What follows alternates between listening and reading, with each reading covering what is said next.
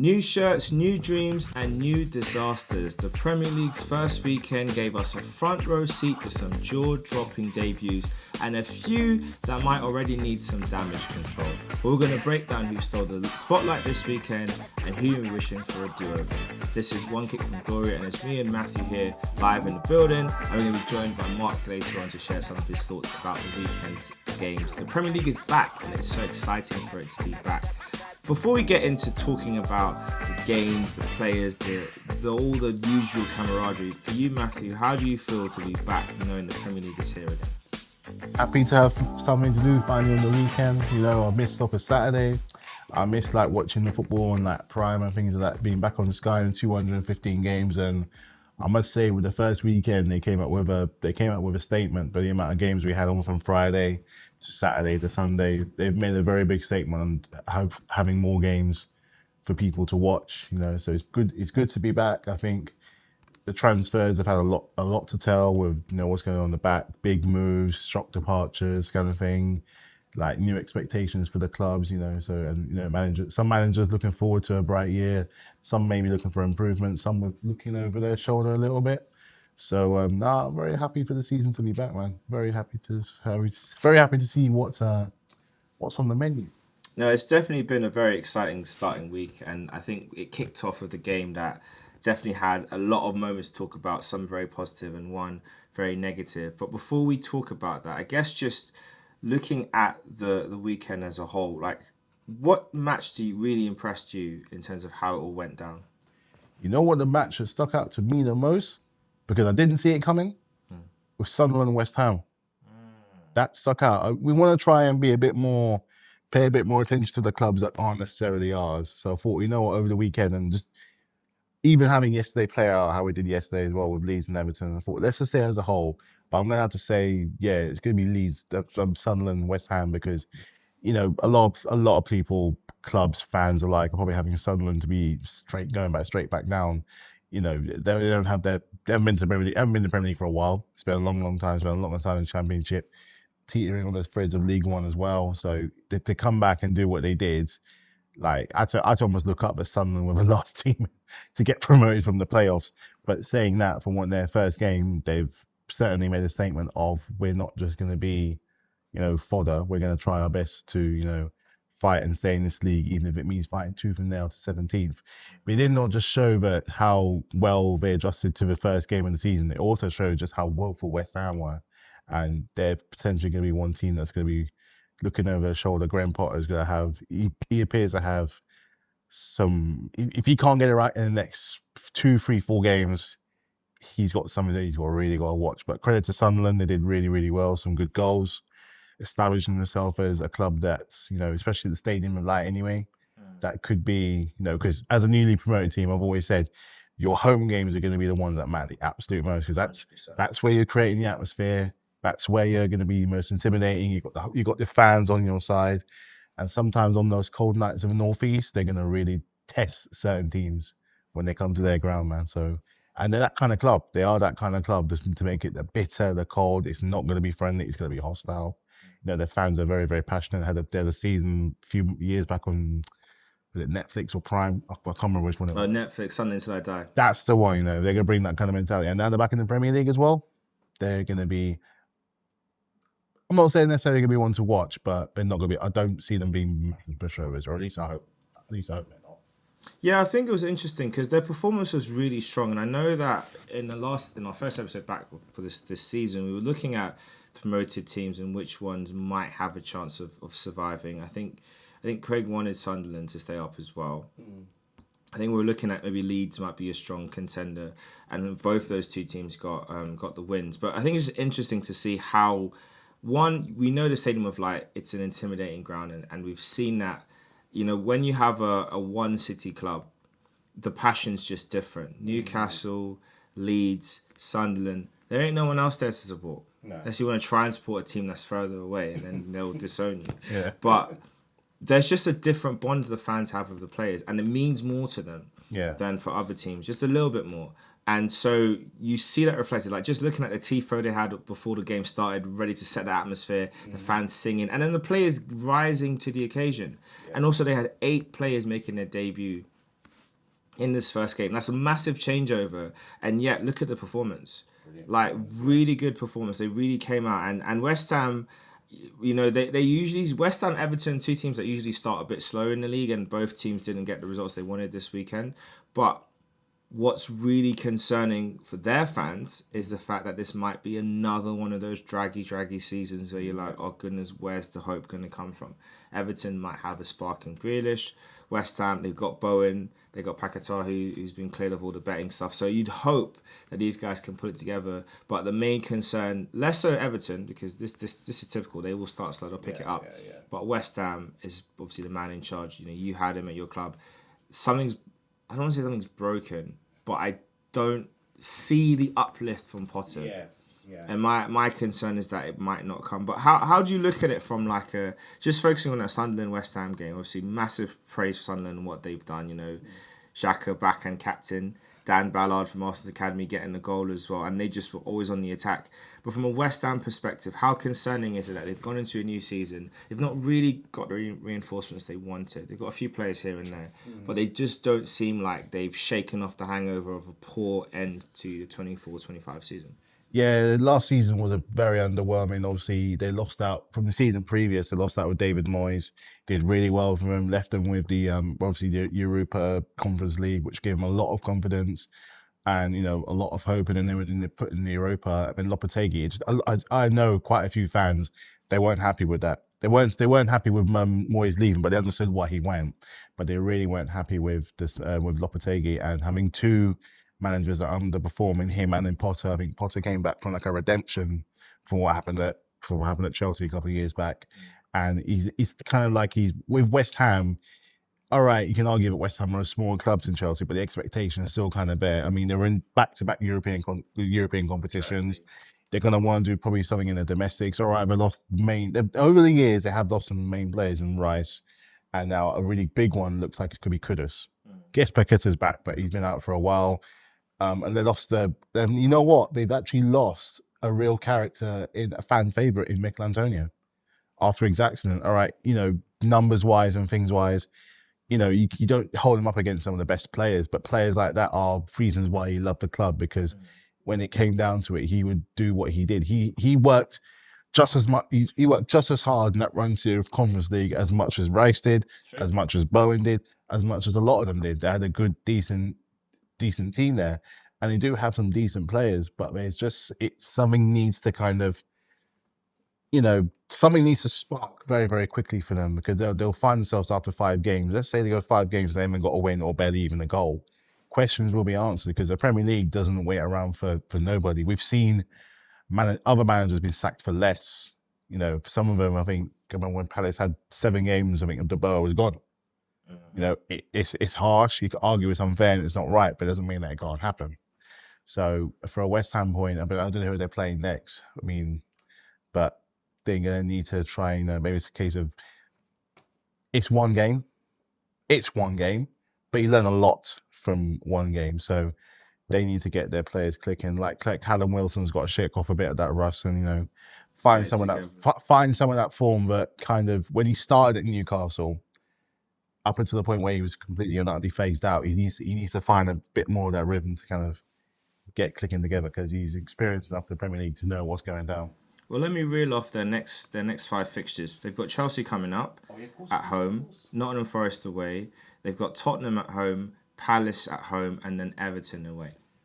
That's their next 5 games. That's some tough games. Very tough games. Very tough games. You're looking at it now, and the Everton game, that could be our first 6-pointer, early season relegation 6-pointer that's coming up, and definitely one that they would not want to be caught into. Since we're talking about Everton, that's another game that I do want to focus on at the top end of the podcast. Their game against Leeds, Monday Night Football. Leeds United, they're back. Mm-hmm. They're back in the big time, and they definitely deserve the win. Yeah, I can't really put it any other way. I think looking at the way how Leeds performed against Everton, it could and should have been at least 2-0 up from the first half. Yeah, they were all over them. They just lacked that cutting edge in the box, but they were doing everything else up into the box and around the box and putting the ball in the box. Just lacked that cutting edge. it's a credit to Everton that they managed to hold out to 0-0 for as long as they did, because actually first half was all Leeds, second half was majority Everton. Leeds had some counter-attacking moments where Everton really kind of should have gotten something out of it.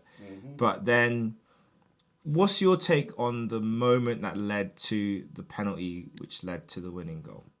It's a bit of it's a kick in the teeth to how it's a kick in the teeth for Everton, who are, you know, still smarting, because they've released a lot of players over time, and it released a lot of players who've been at the club for a while. You know, releasing someone like, you know, like a Decore, who was a majority of their goal scorer for someone last season, is obviously, it's a very unique position, the player that he was in. So filling that hole is obviously quite difficult. Yes, they got Grealish, and that's fine, that's fantastic, but you know, he hasn't played for a while, so he needs to get back into back into the swing of it. It's been a lot of controversies in the Premier League weekend. A lot of controversies from Friday all the way up to flaming yesterday. So I feel for them. I do feel about sorry for them how it went down. So, but at the end of the day, you still got to try and win it in your half, which is pretty much what they did in the second half. They got to try, you know, they had most of the time, and you don't want to get into that space, especially in the first game, and blaming certain events coming up to why you lost the game, because ultimately the table doesn't lie. So, but I'd be miffed if I was an Everton fan. I'd be really, really annoyed. But nothing much more you can talk about it from there, man. So no. Yeah, it was definitely a tough one. I think even that they awarded the penalty, I think you can argue it either way, because Tarkowski has put his hand trying to get it around the back, but he does lean into the ball to block it. So I can see why the referees gave it. I can also see people say it's a harsh decision. People are saying where couldn't he put his arm? I think what he was trying to do is get it on the chest.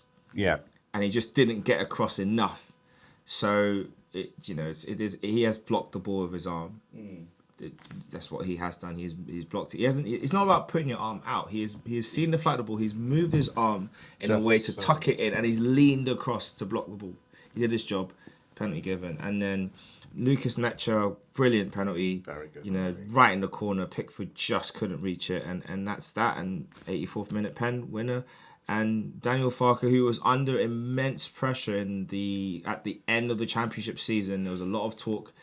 I think the ownership was just debating whether they should actually keep him on board, because we've seen in the past with Norwich, he's taken them up, brought them down, and there was a concern that he wouldn't be able to adapt to the Premier League. So this is a great first win for him, and one that he will need to kind of take the pressure off them for the next sort of few games that they've got. And then just looking ahead to the fixtures that Leeds have coming up for them in the next sort of weeks and months. So they have all their next 5. They've got Arsenal next at the Emirates.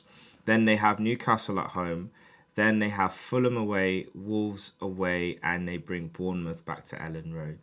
So that is a nice sort of tricky-ish run. There's games where, you know, if they can get some points against Newcastle, if they can get points against, I mean, Fulham, Wolves, and Bournemouth are the 3 games that they would want to do really well in and to pick up maybe 1 win out of those 3. Possibly 1 win, 2 draws would be brilliant. 2 wins, 1 draw would be exceptional. But just don't, I mean, no more than 1 loss in those run of games against Arsenal, Newcastle. You're hoping for a draw. Yeah. But if you lose both of them, make it be a good performance from you, that you don't just get turned over. But that's what they'll be looking to do. And we'll see. But like for you, looking at all 3 of the new boys up to the league, you know, we've got Leeds, we've got Sunderland and Burnley. How do you think they've all fared so far this season? Well, they haven't been blown away. They haven't. 2 of them won, 1 of them lost. But if you look at the Spurs game, what's some of the highlights from the Spurs game? They weren't completely destroyed. For up and when, I think even when Spurs were 1-0 up for a very long time, they were creating their own chances. They were playing nice football. They were playing some good football. They've lost they're getting into someone experienced like Dubravka as well as a good signing as well. They've got Kyle Walker there as another good signing. He's still got something left to prove. Whether he's going to part of the England for, I don't know. But he's still got something to give and something to offer, clearly. But they weren't blown away. Spurs were good, but they weren't torn apart. They played their own part of their game. They had some chances coming up in the second half. Even Scott Parker had praise for them as well. So Burnley, I think, will take some really good pointers from the fact that they didn't get absolutely steamrolled. So that's good. Even Leeds yesterday, all right, bar the thing, the situation with the penalty, which you can't help because, the players aren't necessarily on there to do that. But yeah, they really showed their mettle. Ellen Road, we've known historically, is a very tough place to go to. And they're going to really prey on that, that historic, that legacy, that kind of big club mentality to really ramp the point home. And you know what's, I have to be impressed with Sunderland as well. Very big statement, Granit Xhaka coming back, a maverick of a player, which, for a club who's just been promoted, they need that sense of character and mettle because there are going to be games where they're probably going to get beaten. There are going to be games that are going to be overrun, and they need someone there who knows what it means to, almost have your fingers on the trophy. Granit Xhaka, he was very close to getting that trophy at one point. So is anyone having his mentality and having his experience, we say this a lot, is going to be so vital to them as well. And also he won the championship in Germany and the cup. So he's a league winning player that understands what it takes to go all the way. And he's also a player that, like you said, understands how things can slip away from you. And so, yeah, great experience to have in the dressing room for them. Because at the time when he left the Gunners, his redemption was pretty much complete. So I think he's still got a little bit of unfinished, a bit of closure he wants from the Premier League. Also, to go back to Leeds, the funny thing is, if you talk to some Leeds fans, a lot of them were dubious over him staying at the club because they're well aware his history, like you said, at Norwich, got him up, got absolutely trashed to come back down again. A lot of them were really on the fence about how much they wanted him to stay. But, this is a good, a win in your first game, regardless of how it goes down, is always going to go down well. So it's not going to silence the doubters, but it's going to not give them too much of a reason to complain. Yeah, and that's a good thing. So they have something they can build on now, and they can see how it goes going forward. Obviously, every season there are new players that come into the league that look to make a mark. And I want to switch our attention back to the Liverpool game, like we mentioned at the start, where we saw they had their 3 debutants in the starting 11, Hugo Ekitike, Florian Wirtz, and Jeremy Frimpong, all starting, all looking very sharp. How impressed were you with the 3 new boys at Liverpool? I think Wirtz was a little quiet. Could maybe expected a bit more after seeing him play in the Community Shield and some of the friendlies. But look, no one's going to be absolutely on fire every single game. So, that's understandable. But I still think there's a lot of excitement and potential around him. I think in the City game, Cherky looked good. Took his goal nicely. But again, don't think he'll play regularly. I think obviously Reinders came to the fore with a goal and assist and was very dominant. Wonderful performance. Again, the question is he going to be able to stay in the City team? If the answer is yes, then there could be quite an exciting player on hand there. But, it wouldn't surprise me after him scoring and assisting that Pep benches him next week. So that's the challenge with Pep Roulette and Manchester City. They've hit the ground running very quickly. They've hit as you think they would with a team was just won the Premier League. Narrowly missed out on the Community Shield, which I don't think they're too concerned about. But the fact that all 3 of them have found the back of the net and put in really good performances is going to be a really big statement to the rest of the Premier League to be on watch. And what was they didn't have it their own way for the whole game. They did not have it their own way. Bournemouth came with a plan, and Semenyo had other ideas of how the game was going to go down, and maybe nearly spoiled the party. But combined with the youthful exuberance and the excitement in the club, plus with a very especially what's been going on at Liverpool so far, they got obviously the departure of Trent, which was a big blow towards a blow towards the end of the season. I think they kind of come to a reconciliation in the fact that he's given so much to the club, he couldn't really give any more, and he's off to Madrid in his new venture. Obviously, the really, really devastating news with what happens with Jota as well. Carrying that emotional load on their shoulders. So many players were close to him, like treating him like a brother and some things like that, and just how much he loved the club. To come out fighting the way they have with those 3 new signings is a big statement that. Not just physically, but mentally, for a lot of those players to put that on their shoulders. And I missed one player out. Kirkes did also start. So they started 4 of their new boys. Kirkes at left back, and Robertson placed him on 16. And they seem to have slotted in quite well. Bournemouth are not an easy team, and they showed that. So they'll take a really good bit of confidence from that game. So great open. It's a great way to open the Premier League. Well, for the most part. I think what we saw from Liverpool against Bournemouth was very similar to what we saw from Liverpool against Crystal Palace. Very nice bits of attacking play at times, looking composed and good on the ball, creative, able to link up well, look like they're always going to score a lot of goals. Defensively looked quite frail and a little worried about the defensive setup at the moment, and whether it is just the fact that there are a few new defenders in there that we're trying to get used to the balance of, and it can throw one defender, key defender changing in your team can always throw the balance, and we've had two in the starting five. So yeah, maybe that is playing a factor, but it'll be interesting to see how the defense come together moving forward. But I think for the foreseeable future, it's going to be, can Liverpool score more goals than their opponents? Yeah, it was a brilliant start. And I think even Ekitike, he's been referred to as Baby Ishak in the online discourse. And he definitely showed his quality with his first goal. Probably should have deserved to get a second goal as well if it wasn't for that really strange handball on the halfway line, which the referee, Anthony Taylor, of course, gave nothing. Said there was nothing doing. The player handled the ball twice because he had a little flick out with the arm and thought, just for good measure, I'll just pat the ball away just to make sure. It's like he was playing dodgeball or something. It's like he was playing a whole other sport, but Anthony Taylor being Anthony Taylor. They said they saw no good doing. So I don't understand that one, and I think VAR in general this weekend has definitely been a bit of an interesting mixed bag, and I think it's always going to be a topic of conversation about the Premier League in terms of how VAR looks and how these things go down, because it just isn't working. They're not improving refereeing standards, and we're having the same issues game in, game out, month in, month out. But on the flip side, if you're Liverpool, they look sharp. They do look sharp. No rust. There is no rust. Them losing another big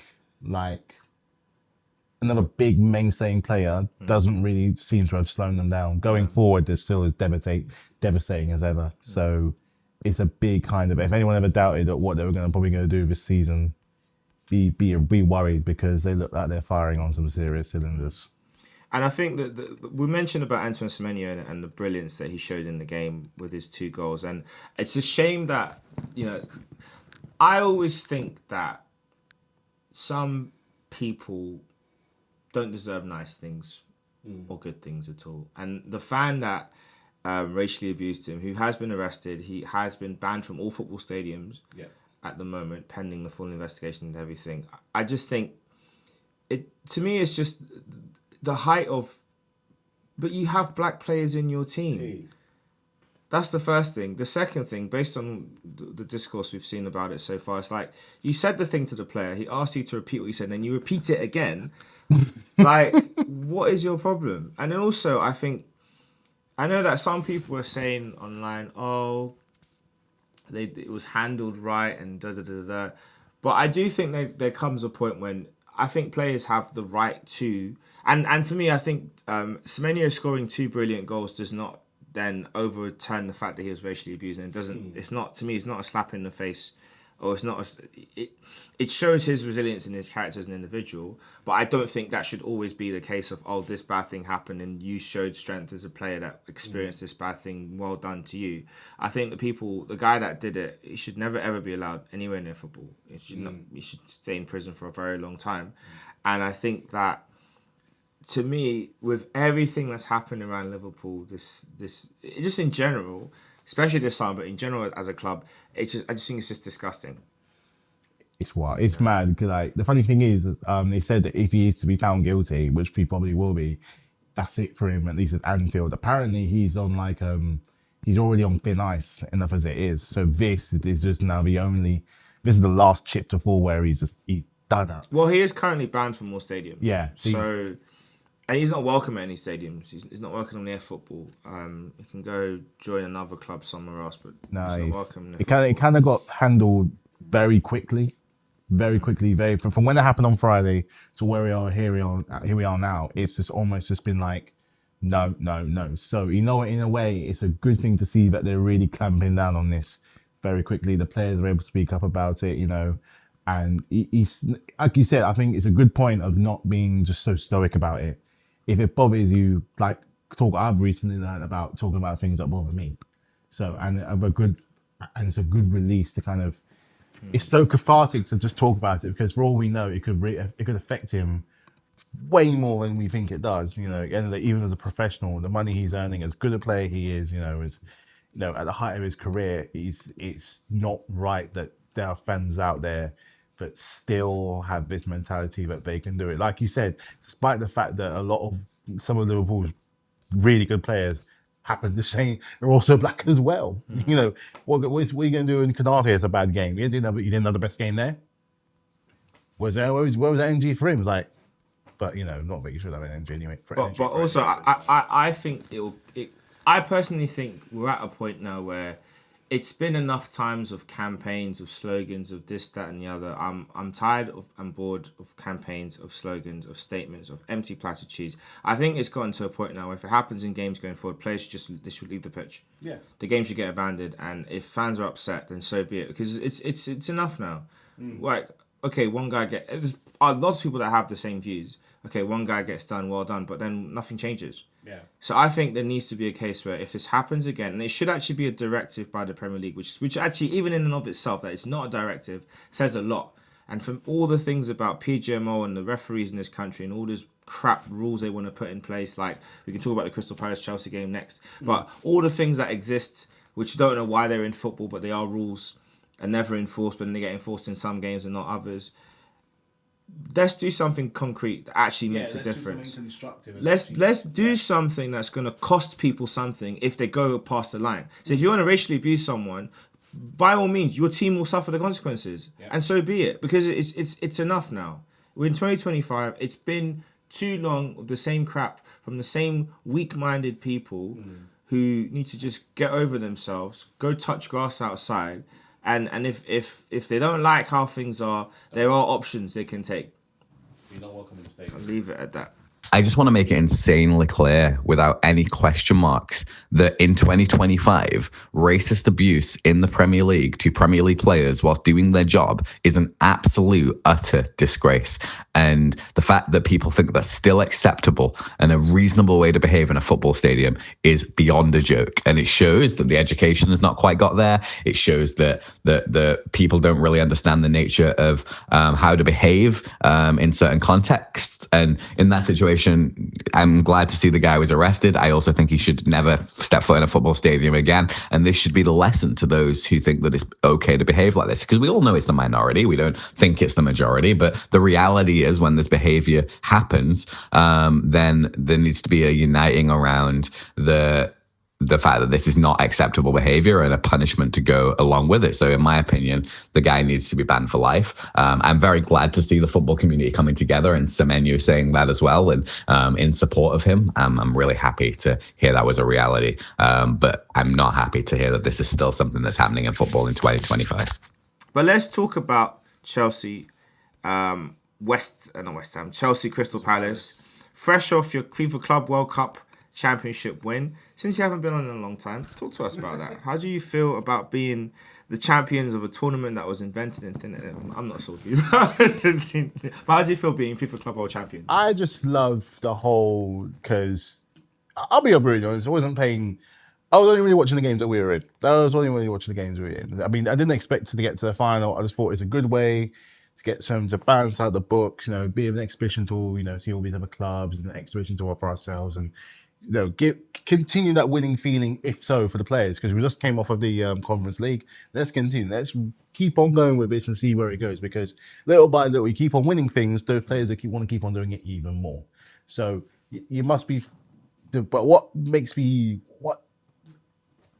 people don't realize is that when the chips are down against us, when people are against us, is when you see the best coming out of us. We weren't expected to win in 2012. We weren't expected to win in 2021. And we weren't expected to win this. And that is when you see the absolute best from us. So you must be almost, from my own shock for when we handled PSG the way that we did. I'm just like, this is not the same team that put 5 parts into and made it look so easy. They were pedestrian, they're contained, and we had the game done by a half time.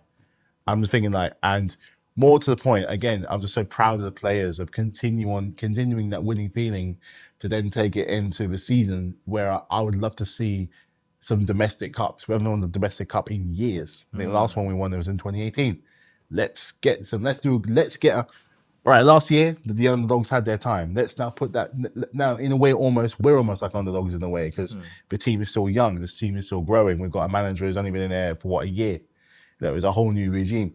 Let's go and have a tear on the domestics. Carabao, FA Cup. Let's see what we can do in the Champions League. If we can get finish like top 3, and either one of the Carabao or the FA Cup, and let's say we get real far in Champions League, I'll be really happy with that. But they need to understand that winning feeling and continue. But I was really, genuinely, it made me feel so good. So proud of those players as well. So, hey man, so summer's been very good to me so far.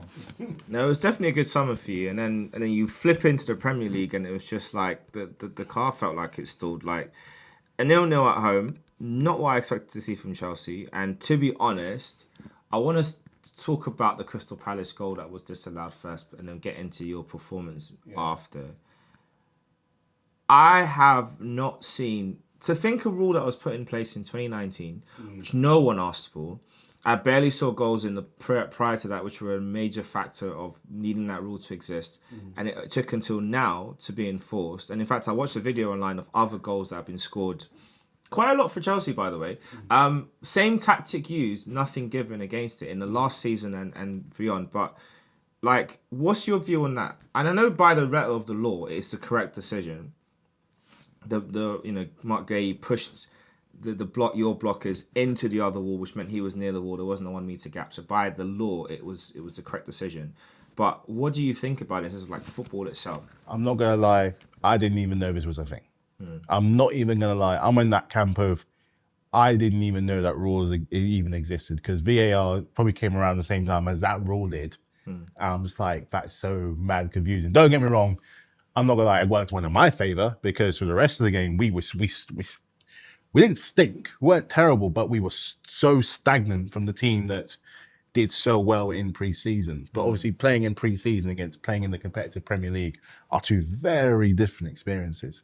So take that kind of side away from things, it could have been a very bad day in the office for us because it also, but the rule thing, I think kind of spared blushes just a little bit. Don't get me wrong, there were some good individual performances by some players.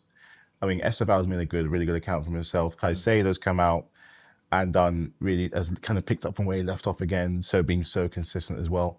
But that free kick showed another thing as well. Number one, there needs to be more clarity on what the rule actually is.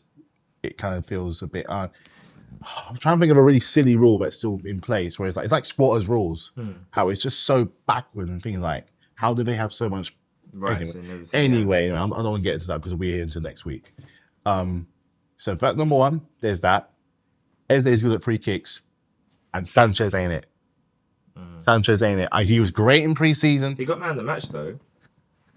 I know, but which says a lot in and of itself. It wasn't an awful game for him, and he did do well, but I'm still not convinced. Why have you not replaced him? Because we've been talking about him from the back end of last season of not being good enough. I know in the Club World Cup he was okay, but why is he still your first choice goalkeeper, considering there's options you could go for? Well, I think we sold... Special K was... I didn't think he was going to stay. I wanted him to stay, but I didn't think he would. The fact that he ended up at you guys, I thought was quite shocking. But he had a good season at Bournemouth. Arguably, I think we lost a really good keeper that I think could have matched and eventually taken over him, which was Petrovic. But we got good business from him. That's the thing. We're selling a lot of these kind of high, valuable players, but we're getting good business. So at the end of the day, it kind of justifies itself. But you wanted to justify itself come towards, later on in the season with that it's not a bluff. He clearly has some kind of thing where Enzo believes in this guy. And for all intents and purposes, he got us to a top 4 finish in the Premier League last year. And, he helped us towards... No, he didn't really play in the Conference League. But anyway, by the way, he sees something in him. He's a good shot stopper. He's just a bit... I don't know, he's getting less laps as time goes on. But if you're looking for a presence of a goalkeeper that you can really put your hands in, I'm still not really seeing it. He's not terrible, but that free kick, good as it was, another keeper saving that. Yeah. And I stand by that. Someone like James Trafford's getting that. Would you put your ring in the hat for Donnarumma? Because his PSG future is officially over. He's a winner. He's a proven winner. He's still got age. Age is still very much on his side, where he's still got more time to improve. He's won on the cup stage. He's on the club stage. He's won on the international stage. You know, he's too experienced not to have in the club. And realistically, I don't know where else he can go. He's obviously Man City got Trafford, so he's not likely to go there. I do not want him to go to Man United because I know that's a very likely one because Onana is that I think he's done now. You know, we were in for Magnon, but he couldn't have pulled out. So the goalkeeper market, unless we go for someone again who's a bit of a wild card, it's tough. I would like to go in. I'm not saying that Sanchez should be completely gone. I'm just saying that we need a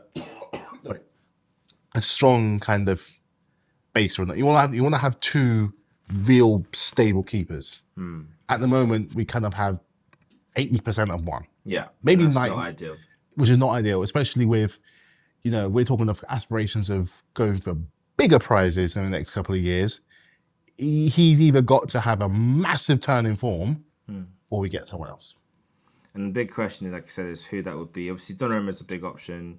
He's available, and you've got money, so you could definitely go. He'll get back in the Champions League. Sure, He'll be back in the that will Champions appeal. League. So, looking again to your performance, where do you think it all went wrong? We miss Colwill. We are missing Colwill, and him being out for as long as he is, kind of really is gonna. We miss him, and we miss Tosin as well. Even though Tosin was probably going to be on the way out, but we just move a little bit slower when Colwill's not there. Colwill's one of those defenders that has an eye for goal. He likes to move the ball quickly to get it as far up to the attackers as possible. And with other defenders, they don't play like he does. Not bad, not terrible, but they don't have the same kind of mindset and energy that he does. And that got shown today in the team. There's a reason why Palace are doing what they're doing of late, because Chelsea, Arsenal, Liverpool, City, Newcastle, all got one thing in common. They haven't beaten Palace in the last few games.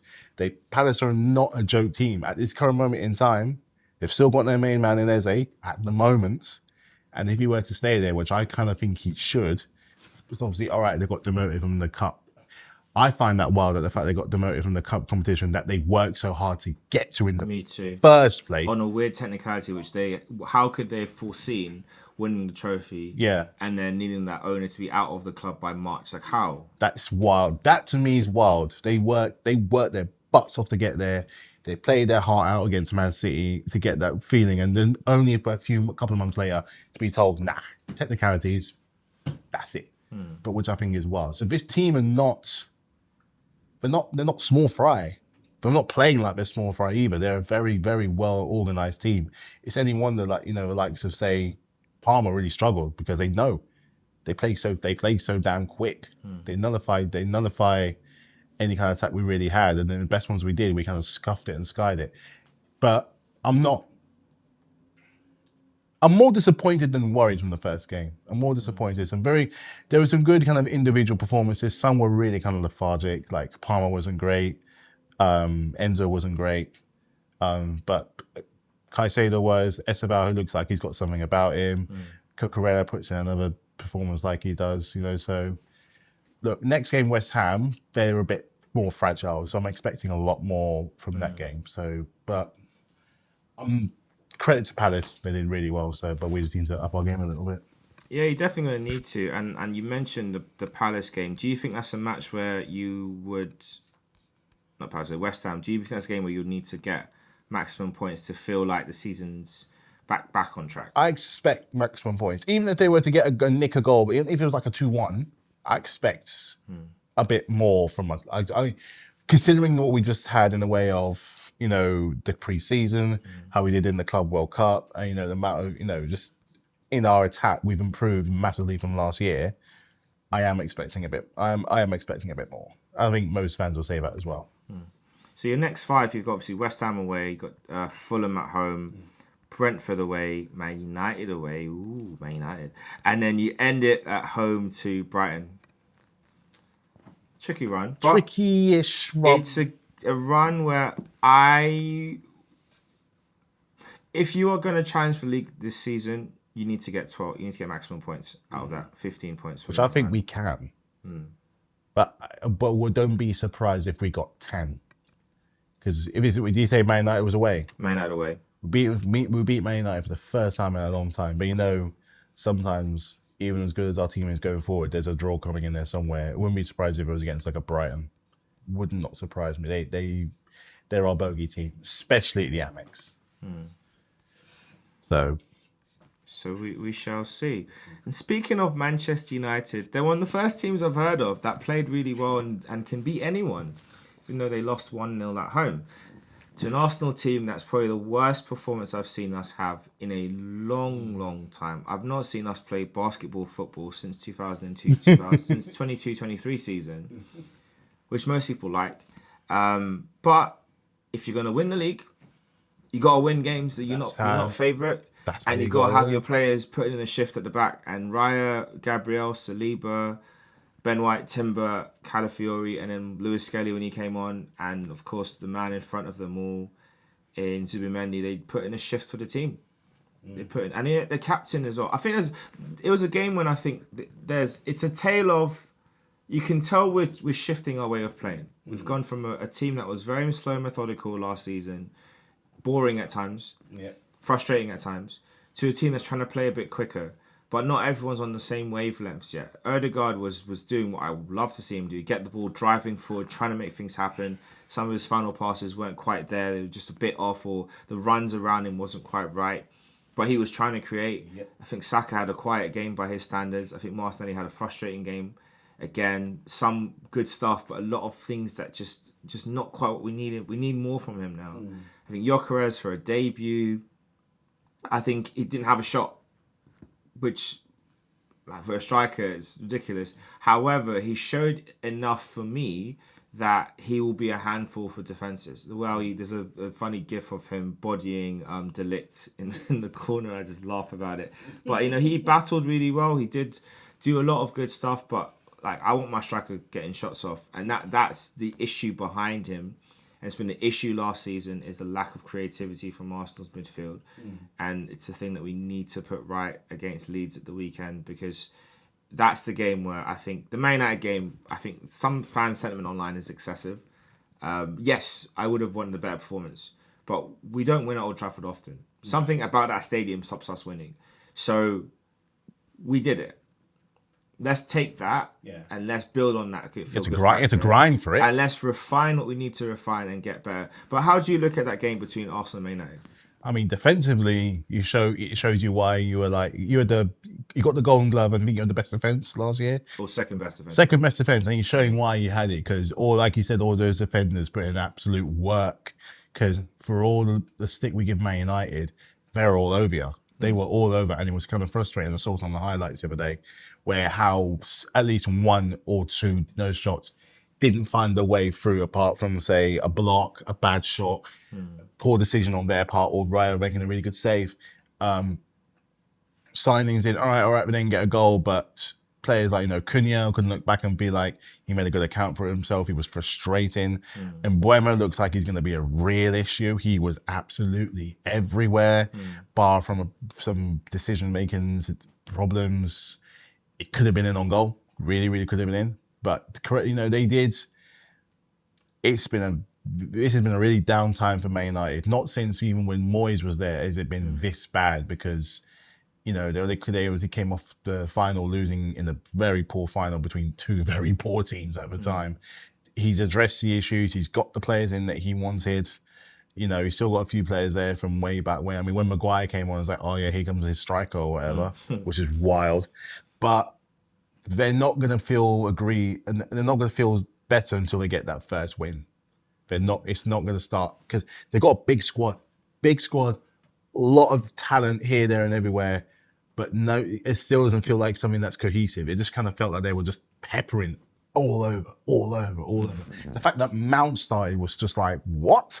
He's one of their key players. He's going to be, and if he can get his fitness, if he can get his act together, and actually find that form he had when Tuchel had him, that's another really good option for them to have. I'm not saying they're going to be, fighting for no leagues or anything like that, but they're going to be pushing further than when they finished 15th last year.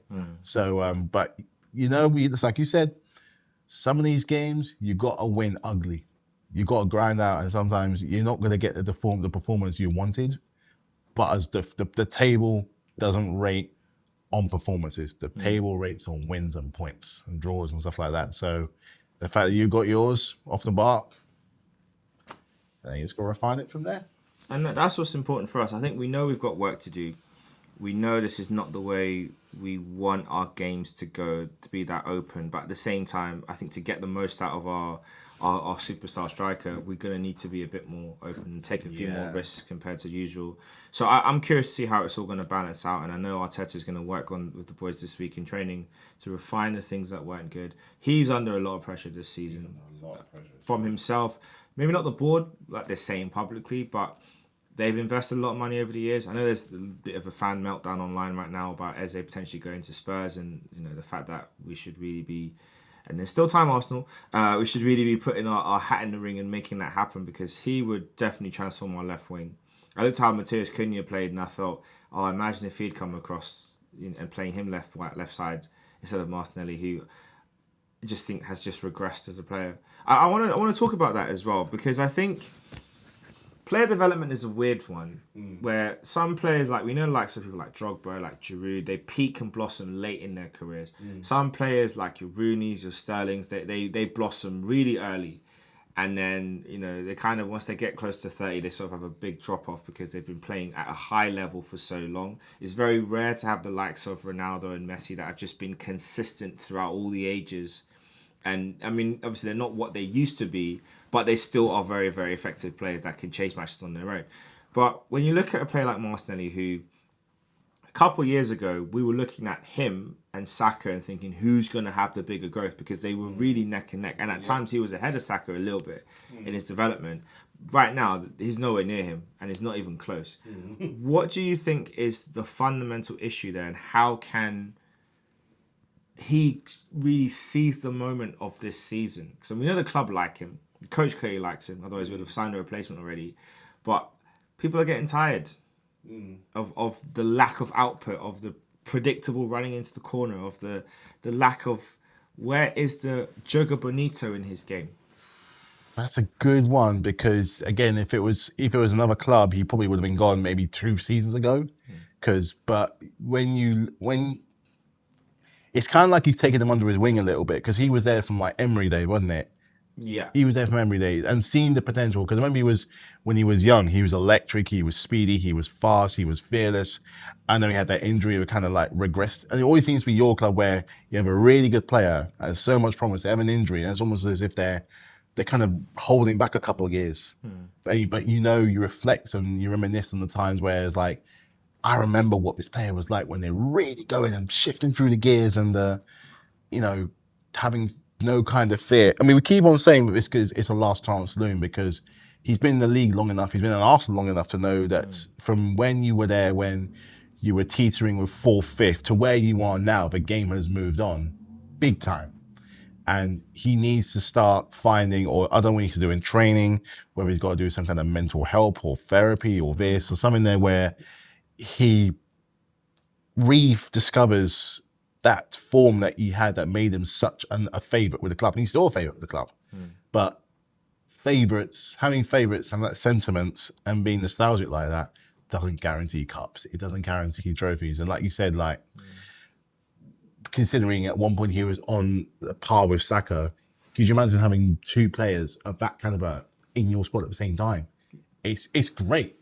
And then we had that one good flourish when you very nearly won the league that year, but that was 2 years ago, maybe even 3 years ago now. He needs to, it's almost as if he needs competition. It almost as if he needs someone there to kind of deputize him for a bit. Or maybe Arteta just needs to drop him for a bit. Maybe he just needs to drop him and just, realize that I love you, but I've got people on my neck and I'm putting it out there for you. Don't let people out on my neck, man, because I'm suffering here, I'm dying here. So I think the game against Leeds at the weekend. I don't want to say it's a pivotal moment in his Arsenal career, but I go back to the Bayern Munich Champions League semi-final 2 seasons back when we got knocked out, or quarter-final got knocked out, and the club said we are missing that game breaker player, that player that can change a tie on their own. We still haven't signed that player. You could argue Gyökeres is that guy, but I don't see that player in the Arsenal squad outside of Saka, and he was there anyway. Yeah. So there's a gap missing in the team, which is why a lot of fans were excited about the prospect of us bringing in Eze this summer. Still time Arsenal, but it hasn't happened yet. And so you're looking, thinking, well, where else could they look to make that signing? There's players like Lookman, who was due to go to, I think, Inter. That move has broken down. He's on the market. You know, there's that people talk about Rafael Leao, and he has very much positive attributes going forward, but he's also a very languid player, and he might frustrate a lot more than he delights. There's obviously the big talk about Rodrigo and what could happen there. There are options of people. There's also younger guys if you want to go to Lyon. They've got Malik Fofana. If you want to go to... There's players around the world that could... There's available players that could make a difference. Eze is right there. Started in Arsenal Academy. Arsenal fan. Go get him. Semenyo at Bournemouth is right there. I know he signed a new contract, but who knows what's in that contract. Go chuck some money and see what happens. There's options to upgrade on Martinelli, and I like him. Trossard, you can clearly tell, is on his way out because he's not played much. Didn't come off the bench the other day. Madueke, we will see. Me personally, I would probably start Madueke against Leeds at the weekend because I just want to see something different. Martinelli does a lot of great defensive work for the team, but we didn't buy him to be a water boy. We didn't buy him to be doing shuttle runs up and down the pitch to help. We need him to do stuff in the final third because we've got a striker now that is hungry to show that he's ready for this level. We don't need any parts of the puzzle holding him back. You've got a player in Saka who we've still got contract talks ongoing. He hasn't committed yet. We need to show those guys that we're serious. Yeah. So, you know, I want the club to do something serious. I want Martinelli to click and it to fly. But if it's not going to click, then we need to look at bringing in someone who can do the job the way we need it to be done and say, thanks, Martinelli, for your time and your service, but we're going to go in a different direction now. Yeah. And that's okay. It's not a crime. It is okay because I know, you know, a lot of like clubs, they hold on to players so dearly because they know what's possible. They know what they can do. But when other clubs around you are moving, and we saw this with, we used to talk about this with Newcastle, and teams like your Brightons and your Palaces, you know, are moving in a way that's so different. Obviously now Newcastle caught up, and even Palace are kind of there now.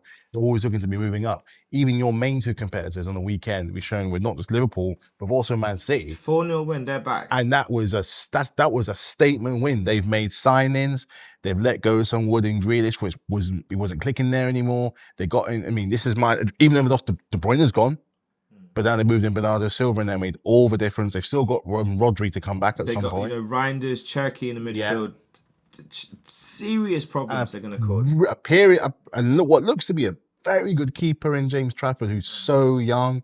I mean, Ederson might be second fiddle, but you don't know what's going on with him. And they're looking at Donnarumma as well. And then also looking at Donnarumma, Liverpool and Man City have made big statements over the summer so far, and in their first game, put 4 past their opposition.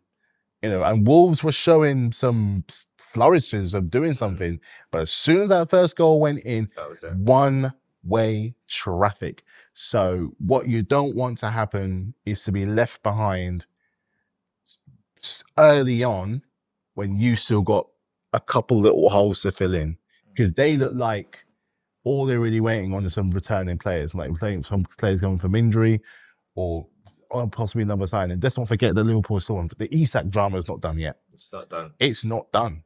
So if you need to start marshalling your positions and be like, they're doing this, we need to do this.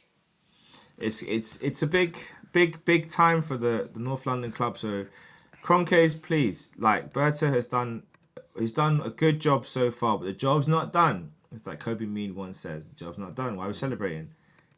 Get it over the line. We need that X Factor player to help bring everything forward.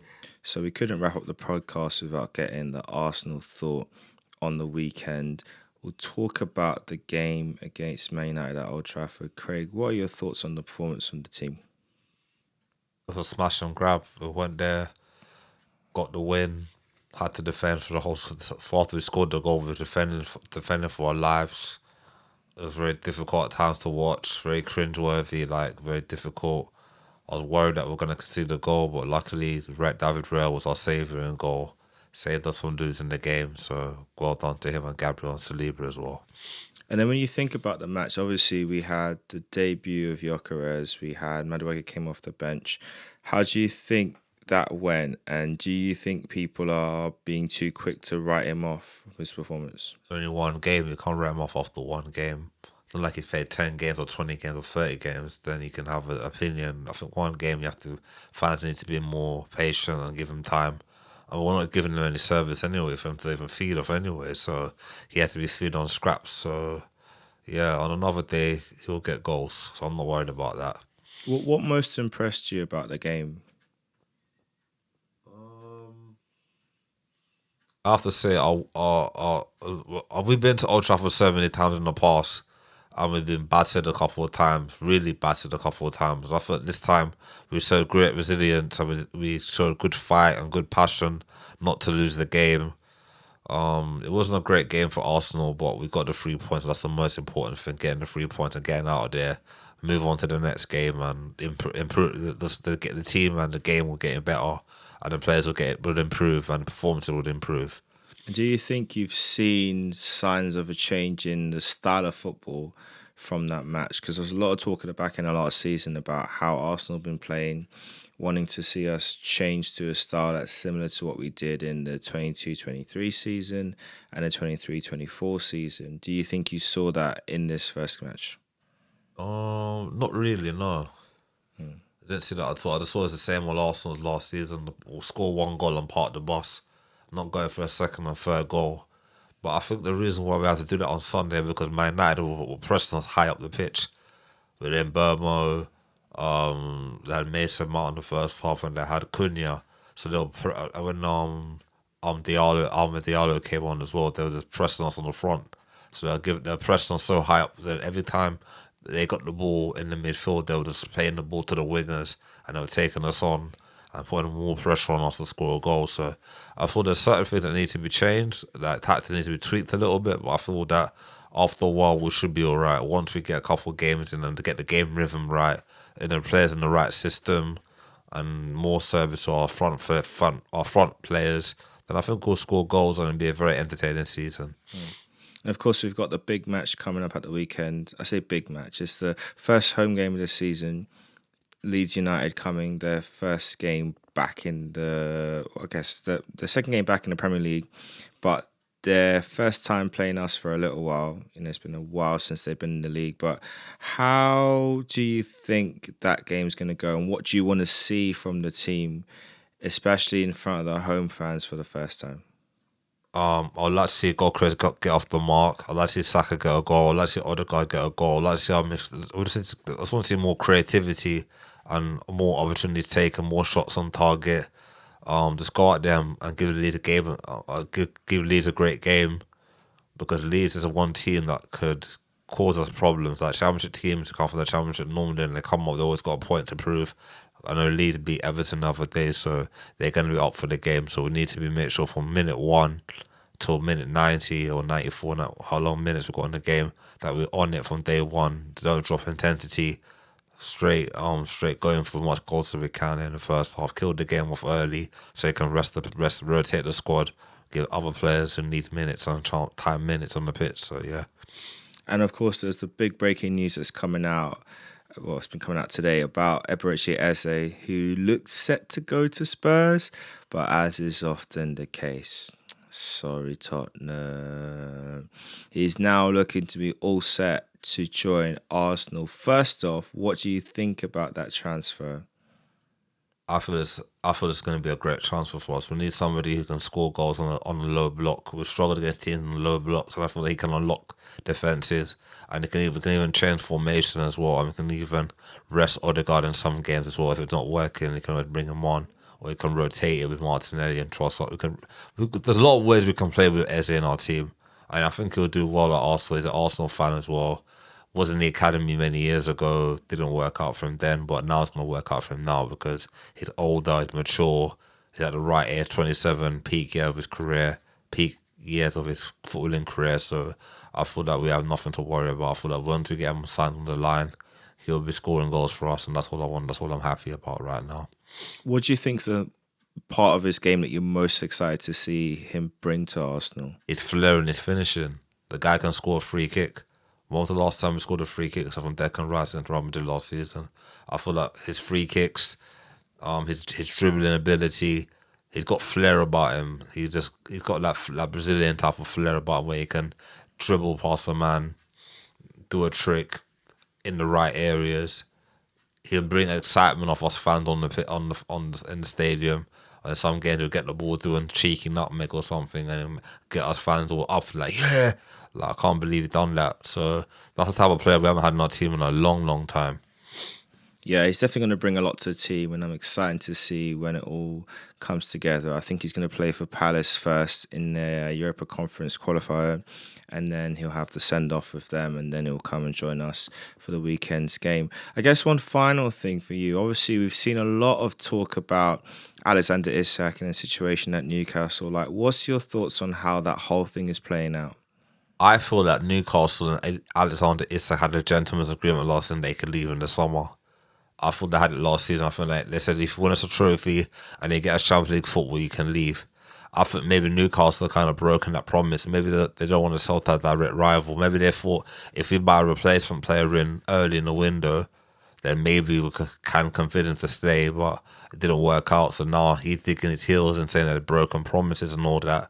So I feel that at the moment, like, there's only going to be one winner at the end of the day out of this situation. So either the player's going to dig his heels and not play, or the club are going to end up not taking a loss, but they're going to have to make a decision quickly. There's only 11 days left until the window closes. So either Newcastle sell, or Isak has to stay in the reserves until January or whenever, or he's going to have to do some dramatic action to leave the club. Yeah, I feel like the statements he made and Newcastle's response shows that their relationship is completely broken down. Newcastle are under no obligation to sell, and maybe they feel like the way things have been conducted from Liverpool's side or from Isak's side has just put them off even wanting to entertain the conversation. I think if you look at the Ekitike transfer as well, that may have also pushed them over the edge because they looked like they wanted to bring him in. They had a deal almost done. Liverpool came in, a whole different story. So maybe they feel like they don't owe Liverpool or even the player something more. But could you see a path forward for Isak at Newcastle? Or do you think of what's been said, how he's been carrying on? Because we look at Gyökeres's move to Arsenal, and he did also go on strike a little bit. He also refused to return to training. He made it very clear that he was set to move. I think there's things that were done by his agent that made the deal work out, in making concessions on his agent fee, in making sure that by the adjustments that they made, it meant that the total financial package still met the amount Sporting wanted in the beginning. But it just meant that Arsenal ended up spending less because we didn't have to also add on agent fees and the rest. But what can you see being the next steps of Isak and Newcastle? I don't think it's going to be there by the end of this transfer window. I think he might be gone, but I don't think they're going to sell him to Liverpool. They might sell him abroad. And if that happens, we'll be eager to see what happens. But we shall see. We shall see. As we get close to wrapping things up, what is your hot take for the week, or even for the season? Hot take for the season. We're going to see two clubs that you don't expect in relegation to be in relegation. Are you going to name them or leaving it open-ended? I'm leaving it open-ended. Okay. This season, we're not going to see, like, it wasn't like last year where the three teams that came up were like, they were absolutely hopeless. And pretty much relegation was decided by March. We're going to see there's going to be a couple of shockers in this relegation. I think there's going to be some big surprises when it comes to relegation. I think Wolves cemented my concern that they could struggle. I think Everton obviously always start badly, but was dreadful against Leeds, and Leeds kind of really dominated that game. So I'd fear for Everton and their start to the season. Leeds looked pretty good for a newly promoted team. Sunderland, fantastic. West Ham, obviously very concerning start to the season against newly promoted Sunderland. But, we did say that Sunderland could be, fired up and ready for that game. So, playing at home, playing first game back in the Premier League in a while, all these new signings, a new era for Sunderland. And clearly they were fired up for the first game. I still think they'll struggle, but yes, I think that is a reasonable reflection on a few of my hot takes of teams that struggle. My last question for you is, what's your prediction? Because we asked everyone the other day to say what they think their top scorers are going to be. So who's your prediction for top goal scorers? And top goal scorers in the league. And then after that, what's your prediction for number of goals scored by Ekitike, Gyökeres, João Pedro, and Sesko? I'm naming those four particularly. Sesko, Pedro, Gyökeres, Ekitike. and Ekitike. But first off, what's the top goal scorers in the league? Your top 3 or top 4, top 5 goal scorers? Top 5. I can see Haaland returning to form. Mm-hmm. I can see him coming back. In no particular order. I don't even know who he's going to get, but I'm going to see Haaland there. I think Salah's going to be back in there just because it's Salah. That's what he does.